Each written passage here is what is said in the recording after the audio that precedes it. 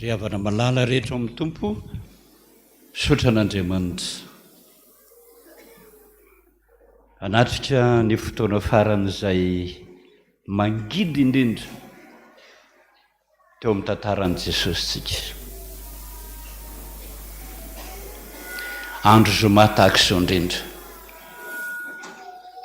Ary amin'ny telo eo izy dia efa voaombo miazo fijaliana.